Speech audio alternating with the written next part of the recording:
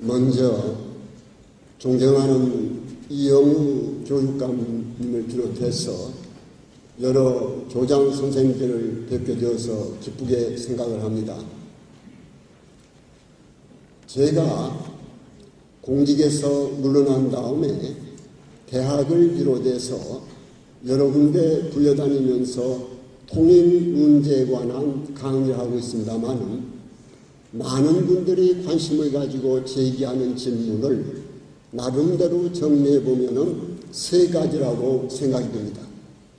첫째는 북한 실태 문제입니다.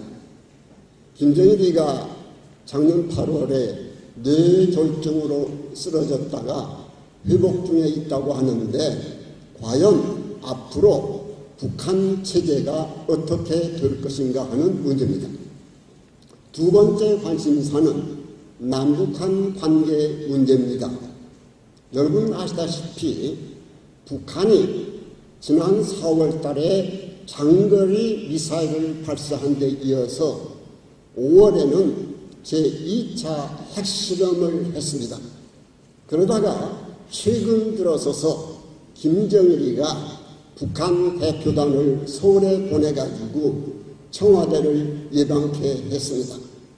또 그는 추석을 앞두고 금강산에서 이산가족을 상봉시키겠다 해서 준비 중에 있습니다. 이처럼 그들은 한동안에는 위협전술을 피다가 최근에 와서는 유화전술로 태도를 바꾸고 있습니다. 남북관계가 냉탕에서 온탕으로 옮겨지고 있는 형국입니다. 이런 상황에서 앞으로 남북관계나 한반도 정세가 어느 방향으로 흘러갈 것인가 하는 문제입니다. 세 번째 관심사는 대북 정책 문제입니다. 여러분 아시다시피 그동안에 지난 10년 동안 좌파 정권이 햇볕 정책이라고 하는 걸 폈습니다.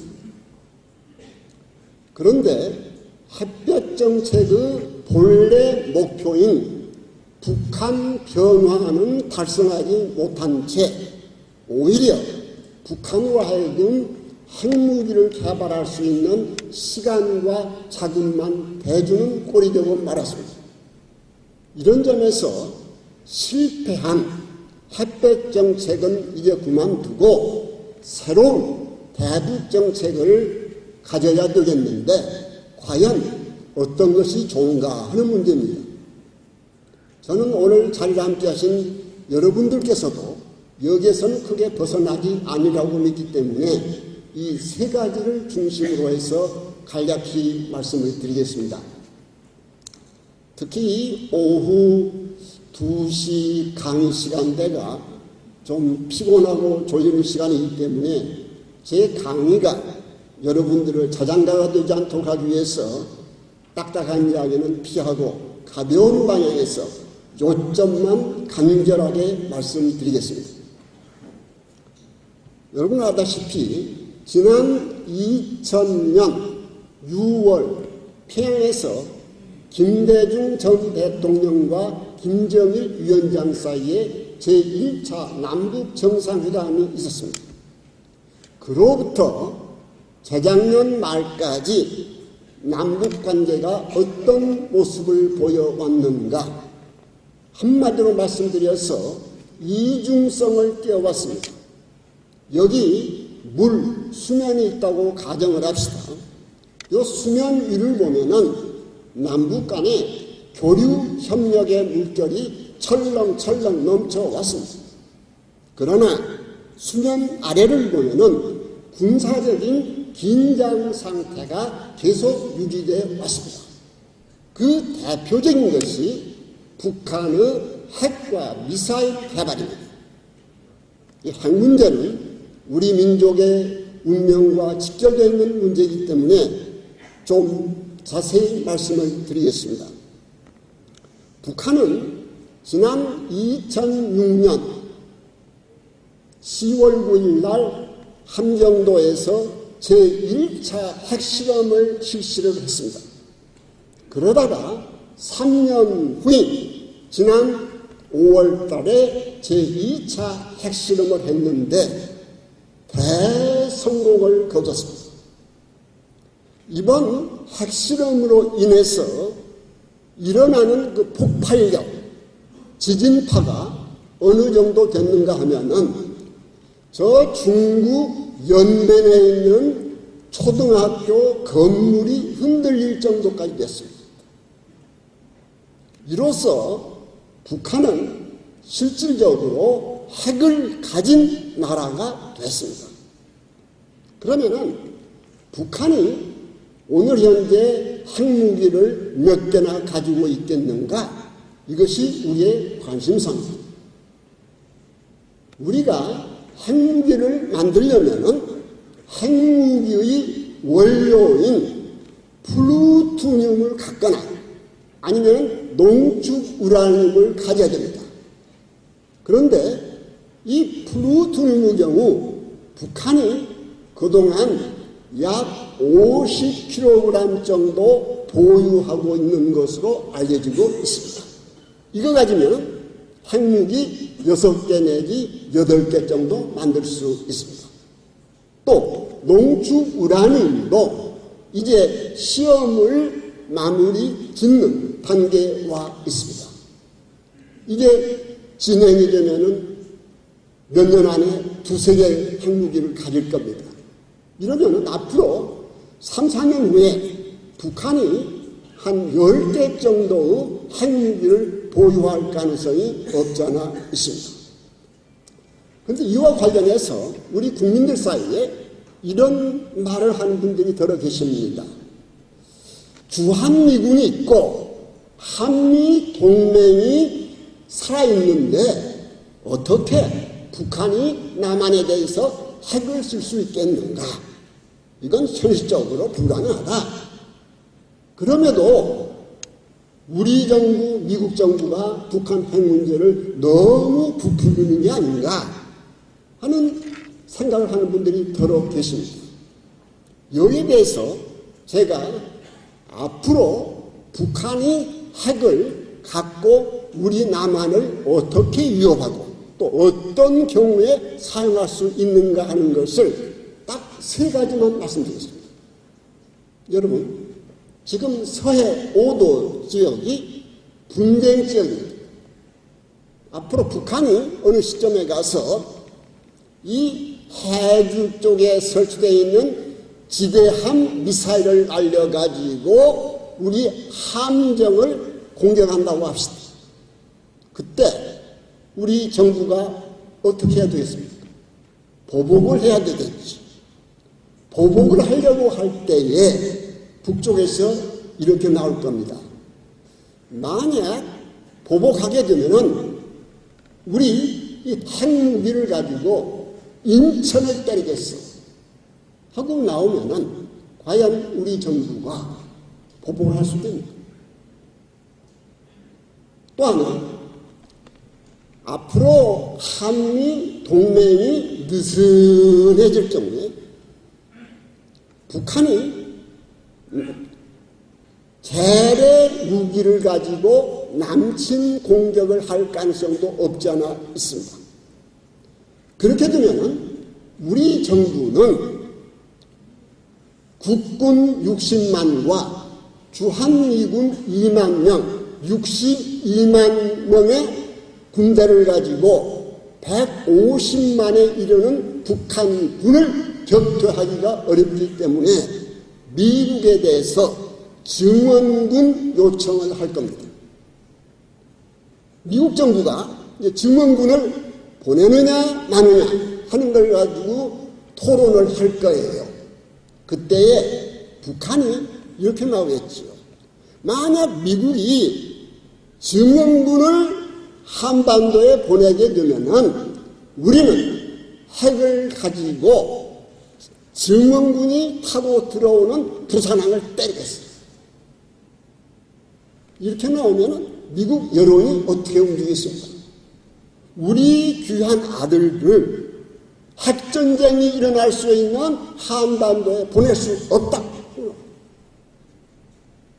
증원군 파견 반대 여론이 일어날 겁니다. 이러면 미국 정부가 파견하기가 어렵습니다. 그 사이 북한은 지상군으로 부산까지 밀고 내려올 수가 있어요. 다시 말해서 북한은 핵무기를 실제 사용하지 않고서도 재래식 무기 가지고도 전쟁에서 이길 수 있습니다. 다음 세 번째 가정입니다. 전세가 역전이 돼가지고 우리 한미연합군이 휴전선을 밀고 올라가서 평양 가까이 간다고 합시다. 그때 김정일 입장에서 자기 정권의 운명이 풍전중화에 올리게 되면 이판 사판 너 죽고 나 죽자 하는 발상에서 핵무기를 쓸 겁니다. 그럼 북진하는 한미연합군 수만 명이 목숨을 잃을 수도 있습니다. 자, 이렇게 앞으로 북한이 핵을 가지고 장난질할 것을 하나하나 예상을 해보면은 북한의 핵은 우리에게 분명한 재앙입니다. 그렇기 때문에 우리가 북한의 핵을 폐기하도록 여러 방면에서 노력을 해오고 있고 그중 하나가 북경에서 열렸던 육자회담이었습니다. 이 회담이 머지않아 재개될 가능성이 있습니다. 그런데 회담이 다시 열린다 해서 과연 북한이 핵을 버리겠는가? 이 점을 우리가 주목해야 됩니다. 저 개인적인 생각으로는 김정일이가 핵은 결코 포기하지 않을 겁니다. 그 이유는 두 가지입니다. 첫째, 이 지구상에서 핵실험을 해서 성공한 나라 치고 핵무기를 스스로 폐기한 나라가 하나도 없습니다. 그럼 두 번째, 김정일이는 북한 주민을 다스리면서 선군 정치라고 하는 통치 구호를 내세우고 있습니다. 한자로요, 앞선자, 군대군자. 이건 무슨 뜻인가 하면요, 북한을 다스리는 데 있어서 군대를 앞세우며 다스린다. 군대 중심으로 통치한다 하는 개념입니다. 그런데 이 선군 정치를 제대로 하려면은 군사력을 키워야 되고 군사력의 꽃은 핵무기입니다. 그래서 그가 선군 정치를 고집하고 있는 한 핵은 결코 포기하기가 어렵겠습니다. 자, 이제 이런 상황에서 그러면 우리 입장에서 저 북한 핵에 대해서 어떤 대책을 강구해야 되겠는가? 이게 중요하죠. 두 가지 선택의 방법이 있습니다. 하나는 우리도 핵무기를 갖는 방법이 있습니다. 이것을 핵주권이라고 그래요. 우리가 핵을 갖겠다 하는 결심을 하게 되면은 핵을 만들 수 있는 능력, 기술, 돈은 충분히 있습니다. 그러나 우리가 핵을 갖는 데는 너무나 어려운 문제들이 많습니다. 가장 중요한 게 뭐냐? 지금 이 세계는 핵이 없는 국제 질서를 만들어가자 하는 쪽하고 있습니다. 이러한 핵이 없는 세계를 지향하는 국제 질서 속에서 우리가 핵을 만들게 되면은 국제적인 고화가 됩니다. 그럼 또 하나는 우리가 핵을 갖게 되면은 옆에 있는 일본이 걱정이 돼가지고 자기들도 핵을 가지려고 그럴 겁니다. 일본이 핵을 갖게 되면은 중국은 일본 군국주의 부활을 유리한 나머지 지금 가지고 있는 핵무기보다도 몇십 배의 핵을 가지려고 그럴 겁니다. 그쯤 되면은 저 남쪽에 있는 대만이 열을 받아가지고 핵무기를 가지려고 그럴 거예요. 다시 말씀드려서 이 동북아에 있는 여러 나라들이 너도 나도 핵무기를 갖자 하는 핵경쟁 시대에 접어들게 됩니다. 이러면 이 동북아 지역의 평화가 깨지는 것은 물론이거니와 모든 나라가 국가 예산을 군사비에 투자하다 보니 경제가 엉망이 되어버립니다. 이런 점을 고려해서 우리가 핵을 갖는 것은 상당히 어렵습니다. 문제가 많습니다. 그러면 다른 대안이 뭐가 있느냐? 그것은 미국이 우리나라에 대해서 핵우산을 제공하는 방법입니다. 핵우산이라는 건 어떤 개념인가 하면요, 북한이 남한에 대해서 핵공격을 하게 되면 미국이 핵을 갖고 보복 공격을 하는 거예요. 한 예를 듭시다. 지금 동해안에, 서해안에 미국의 핵 잠수함이 왔다 갔다 하는데요. 만약 북한이 남쪽을 향해서 핵공격을 하게 되면 그 잠수함에서 핵미사일을 날려가지고 북한의 주요 지역을 불바다를 만들어버려요. 이것이 핵우산 제공입니다. 다행스럽게도 얼마 전에 우리나라와 미국 사이에 이 핵우산 문제에 대해서 합의를 봤습니다. 앞으로 우리가 이 합의를 잘 지키려면 한미 동맹 관계가 강화돼야 됩니다. 다음 또 하나 미사일 문제가 있습니다. 여러분 알다시피 북한은 크게 세 가지 종류의 미사일을 가지고 있습니다. 하나는 스캇 미사일이라는 겁니다. 이건 사정거리가 약 500km 나가기 때문에 휴전선 근처 기지에서 발사하게 되면 목포와 부산을 때릴 수가 있습니다.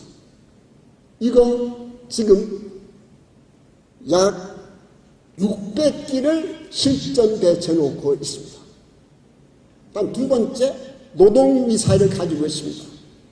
이것은 사정거리가 1300km 나가기 때문에 북한 기지에서 발사하게 되면은 제주도 남단과 일본 열도 전체를 때릴 수가 있습니다.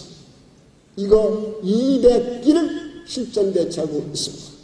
그러니까 도합, 스캇, 노동 합쳐서 800기 미사일이 실전 배치돼가지고 남한의 주요 도시와 군사시설을 겨냥하고 있다 하는 이야기입니다.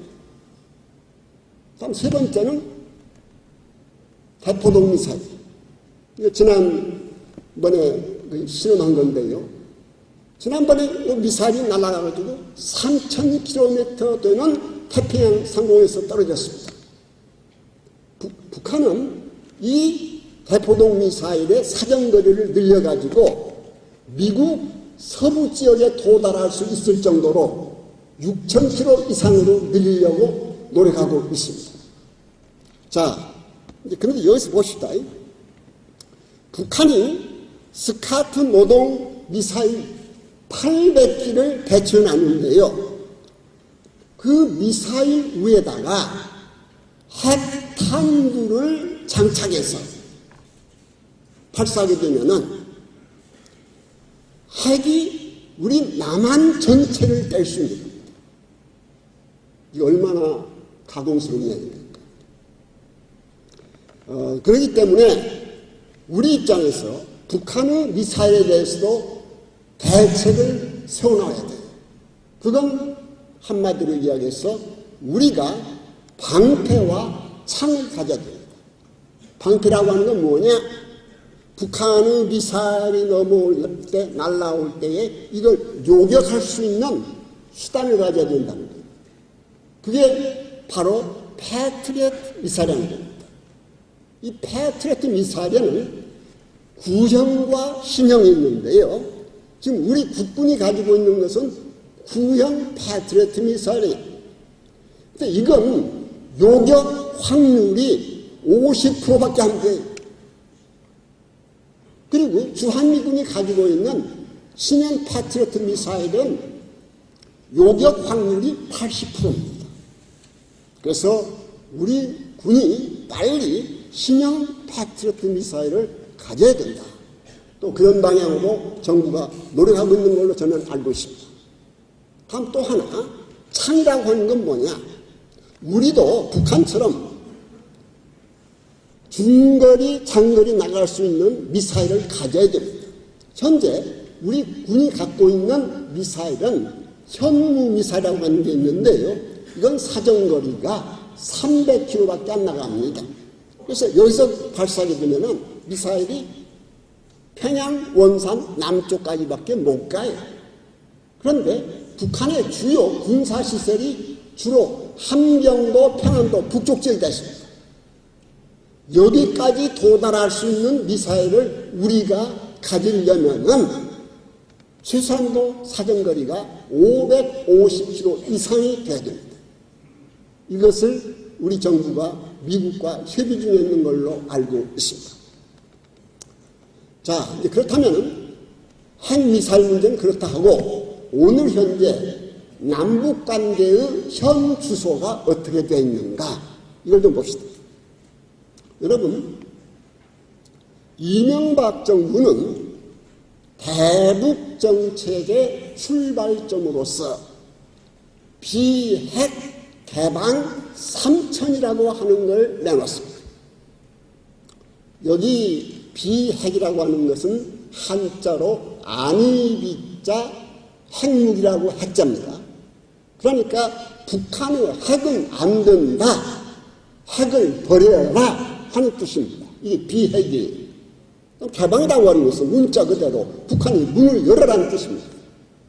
그래서 북한이 핵을 버리고 문을 열면은 그 대가로 우리 남한에서 북한의 경제 지원을 대규모로 해주겠다는 겁니다. 어느 정도? 북한 주민의 1인당 국민소득이 현 900달러 선에서 3,000달러 선으로 올라갈 수 있게끔 경제 지원해 준다는 거예요. 그러니까 북한 주민들이 지금보다도 4배 잘 살 수 있게끔 만들어 주겠다. 근데 여기서 이제 우리가 주목해야 될 게 있습니다. 자, 비핵을 하면은 경제 지원을 해준다 하는 개념 아닙니까? 근데 이건 사실상 우리의 경제 지원과 북한 핵 포기를 서로 연계시키고 있는 거예요. 이게 중요하죠. 다음에 이제 여기에 대해서 북한은 대남 정책을 어떻게 피고 있는가? 아까 말씀드린 바와 같이 북한은 이명박 정부가 출범하자마자 욕설부터 퍼부어댔습니다. 이 아무개는 역도다, 반역자다 하면서 뒤따 비방을 했어요. 그러다가 작년 6월 달에 가서 금강산 관광 갔던 우리 관광객을 총으로 쏴 죽였습니다. 금년 들어서서 그들은 장거리 미사일을 발사하고 핵실험을 감행을 했습니다.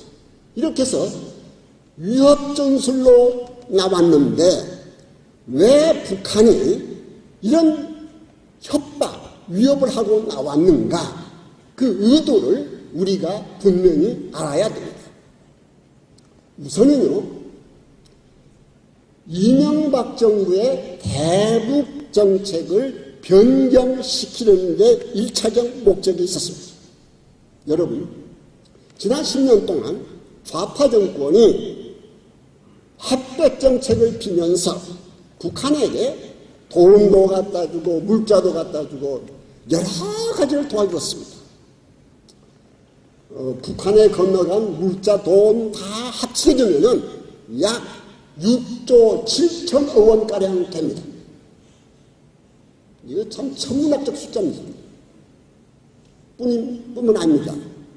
노무현 전 대통령이 퇴임을 3개월 앞두고 평양에 들어가서 김정일을 만나가지고 약속을 했어요. 무슨 약속인가 하면은 북한 핵과는 관계없이 남한이 북한의 경제 지원을 대규모로 해주겠다.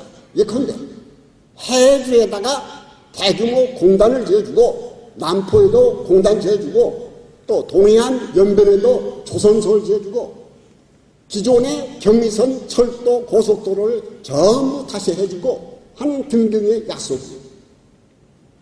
이 약속을 이행하기 위해서 돈이 얼마나 필요하겠는가 빼보니까요, 우리 돈으로 14조 원이 필요해요.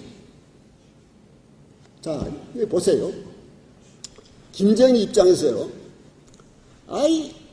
남한 정부가 과거처럼 햇볕 정책을 계속하게 되면은 이 엄청난 돈이 들어오는데 이명박 정부는 그렇게 하지를 않고 핵 문제하고 경제협력 문제를 연계시켰어요. 이걸 풀어야 되겠다. 풀려면 어떻게 하느냐? 협박을 해야 되겠다. 이래서 위협전술을 한 겁니다. 다음 또 하나는 북한이 위협전술을 한 것은 미국 오바마 정부의 관심 끌기 작전이죠. 오바마 정부는 출범하면서 자기들이 펼친 대내외 정책의 청사진을 발표를 했습니다. 그 청사진 내용을 가만히 보니까요, 제1순위가 미국 경제 살리기 운동입니다. 제2순위가 중동 문제 해결입니다. 이라크, 아프가니스탄 해결 문제. 북한 문제는 저 밑에 있어요. 이걸 본 김정일이가 나를 무시해? 이런 심정을 가지고 오바마 정부에 자극을 주기 위해서 위협전술을 핀 겁니다. 그런데 결과는 어떻게 나왔습니까? 이명박 정부가 그 위협을 받고 태도를 바꿨습니까? 안 바꿨습니다. 기존의 원칙 정책을 그대로 끌고 나갔습니다. 또 오바마 정부는 어떻게 나왔습니까? 김정일에게 관심을 보내기보다는 채찍을 들었습니다. 어떤 채찍이냐? UN 안보리를 동원해가지고 대북 제재 결의안이라고 하는 매를 들었습니다. 이 대북 제재 결의안의 핵심은 두 가지의 북한이 의국하고 무기 거래를 하지 못하도록 하는 거 하나 있고요. 또 하나는 북한이 외국에 무기를 팔고 그 대금이 북한으로 흘러들어가는 것을 중간에 차단시킵니다. 여러분, 얼마 전에 재미있는 현상이 있었어요. 북한 선박 강남호가 남포항에서 무기를 싣고 대만 앞바다를 통해서 월남 그 남쪽을 거쳐서 미얀마로 항해를 하고 있었습니다. 이걸 안 미국이 인공위성에서 그 항로를 일일이 추적하면서 그 정보를 그 미국 함정에게 알려줍니다. 미국 함정이 그 정보를 가지고서 강남호 뒤를 추적하고 있습니다. 한편 미국 정부는 미얀마 정부에 연락을 해가지고 강남호가 입항하거든 무조건 그걸 압수수색해야 돼. 그러니까 미얀마 정부가 그렇게 하겠어.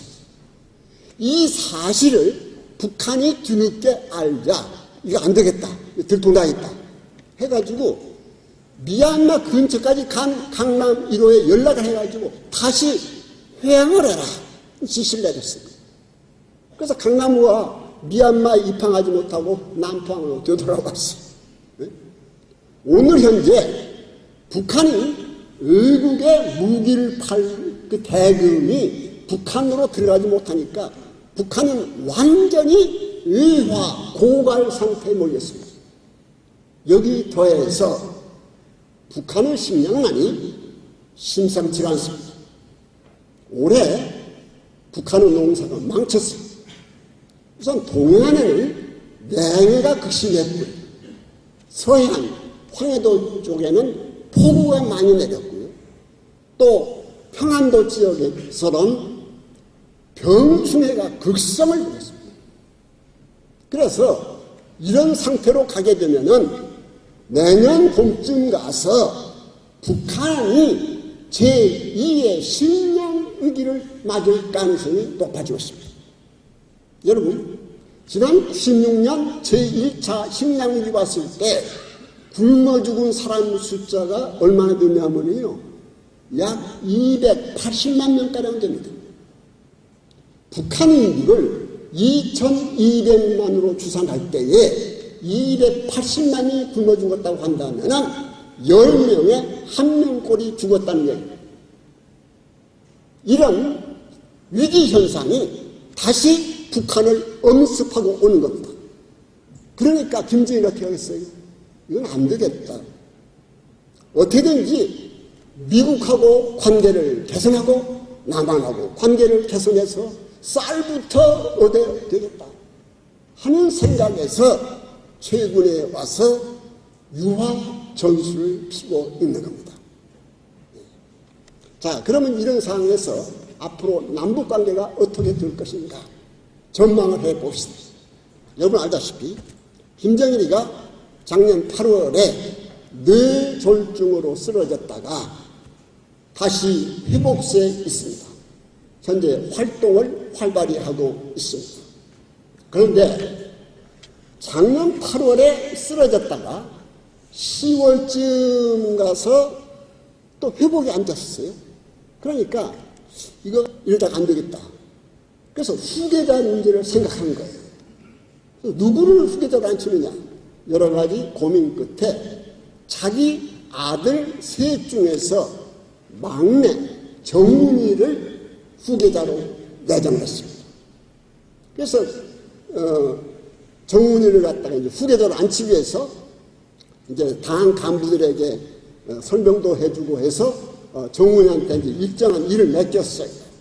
그런데 일단 정훈이를 갖다가 후계자로 내정해놨다 하는 이제 소문이 퍼지니까 권력 주변에서 정훈이 쪽으로 줄대기를 시작합니다. 너도 나도 그쪽으로 이제 붙으려고 하는 거예요.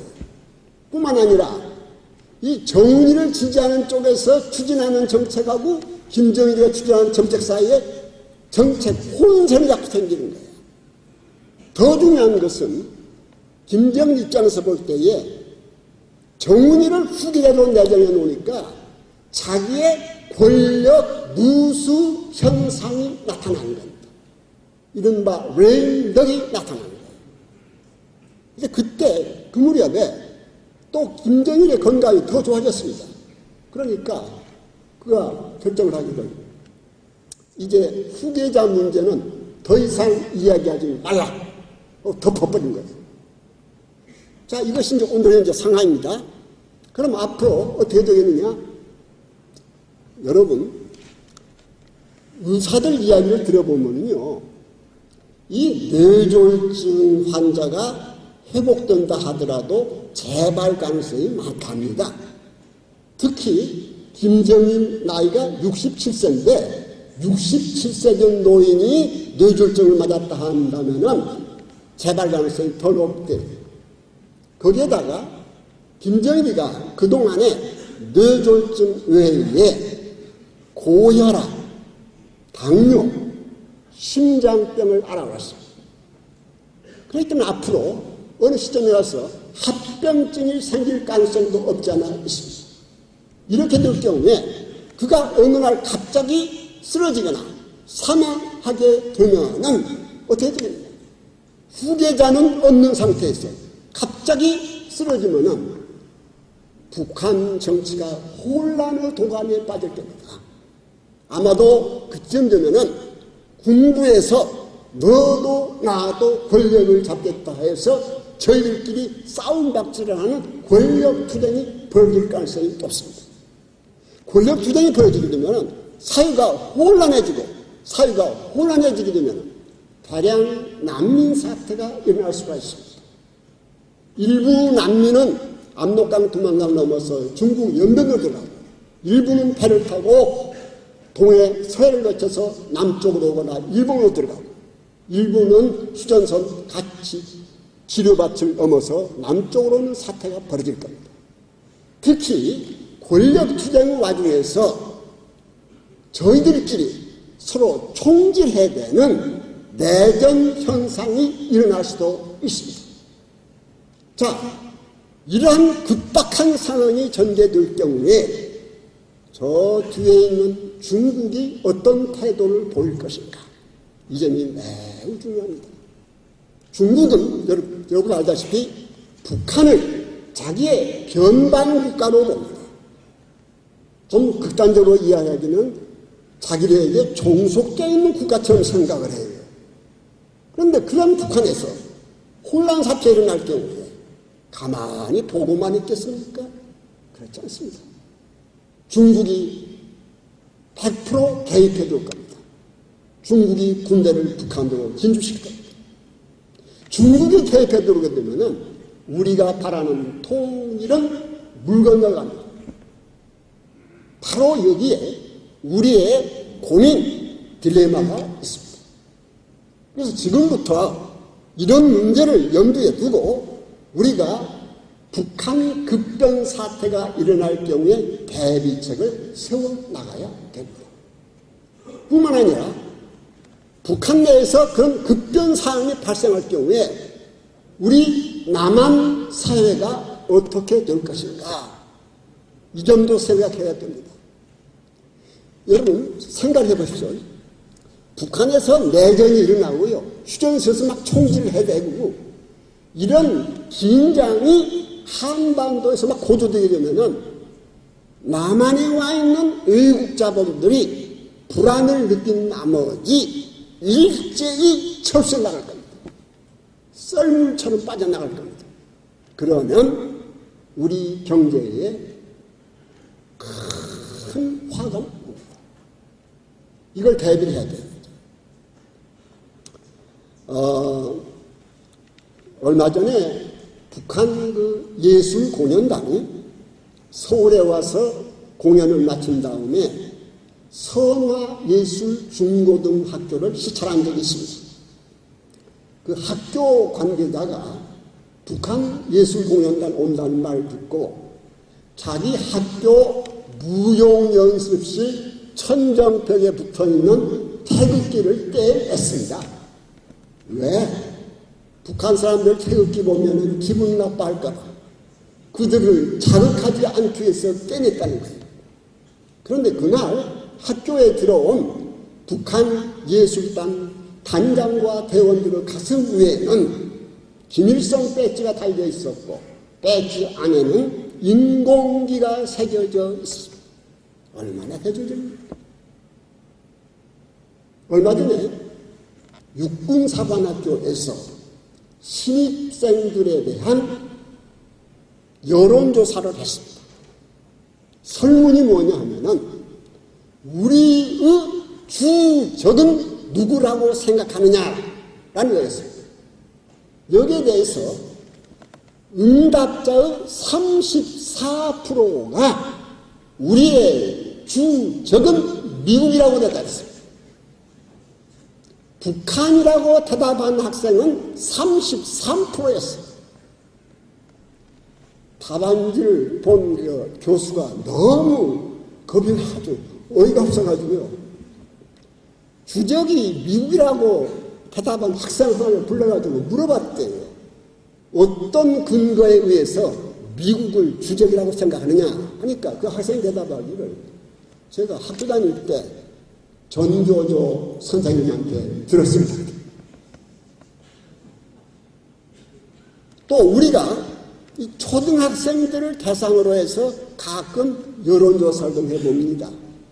설문이 6.25는 남침이냐 북침이냐, 이 설문에 대해서 20%에 가까운 학생들이 북침이라고 대답해요. 또 6.25가 언제 발생했느냐, 연도를 대라 하는 질문에 대해서 거의 한 80%가 대답을 못합니다. 이게 우리 지금 학교 통일교육의 현실. 그렇기 때문에 우리가 이 통일하고 하는 목표를 지향을 하는 데 있어서 가장 중요한 것이 대한민국의 정체성을 살리는 교육을 실시해야 됩니다. 정체성이 뭡니까? 통일은 어디까지나 자유민주주의와 시장경제 원리에서 해결해야 된다라고 하는 이 원리, 이것이 우리의 정체성이라고 생각을 하면서 여러 교장 선생님께서 통일교육에 관심을 갖고 더 많이 노력해 주시기를 부탁드리면서 제 강의를 여기서 모두 마쳤습니다. 감사합니다.